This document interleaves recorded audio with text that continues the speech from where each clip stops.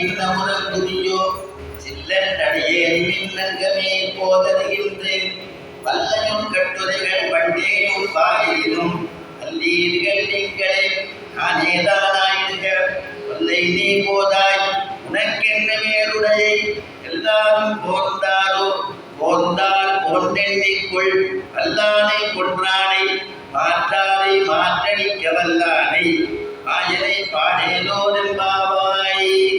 தேசி வராக மகாதேசிகாய நமஹ. சிவதேசி ரங்கராமானுஜ மகாதேசிகாய நமஹ. திருப்பாவையில அடியனுக்கு கொடுக்கப்பட்டிருக்கூடிய பாசுரம் எல்லை இலங்கிலேயே நாயக நாயன் என்ற 15-16 பாசுரம். திருப்பாவையில முதல் 5 பாசுரம் சொல்லும் பொழுது உபோத்காதம்னு முன்னுரைன்னு முதல் 5 பாசுரத்தை ஆண்டாள் சாதிக்கிறார். அதுக்கப்புறம் 6வது பாசுரம் தொடங்கி 15வது பாசுரம் வரையிலும் ஒவ்வொரு தோழிகளாக எழுப்புவதாக பாகவத சுப்பிரபாதம் செய்கிறாள் அப்படின்னு அதுக்கு அவதாரம். பகவத் விஷயத்தை பற்றி சொல்லும் பொழுது சிற்றஞ்சிற்காலை பாசுரத்தில் வச்சு பாகவத விஷயத்தை சொல்லும் பொழுது எல்லை இலங்கிலேயே பாசுரத்தினால நமக்கு காண்பிக்கிறாங்க உரையாசிரியருடையதான அனுபவம்.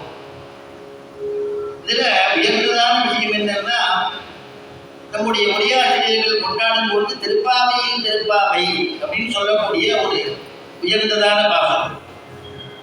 6வது பாசுரத்திலிருந்து 15வது பாசுரம் பரியந்தம் வெளியில இருக்கக்கூடியதான ஆண்டாள் கோட்டியினர் உள்ள ஒதுக்கி இருக்கக்கூடிய அந்த தோழிகளை எழுப்புவதாக கேள்வி கேட்பதாகவும் அவ பதில் சொல்ற மாதிரியும் மறுபடியும் இவ கேள்வி கேட்கறதுக்கு அவ பதில் சொல்ற மாதிரியும் அமையிறது.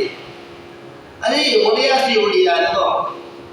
ஆனா இந்த 15வது பாசுரத்தில் சொல்லும் பொழுது பாசுரத்திலேயே அப்படி அடையிறது. அதான் முக்தி பிரத்யுக்தி கிரமம் அப்படின்னு சொல்றது.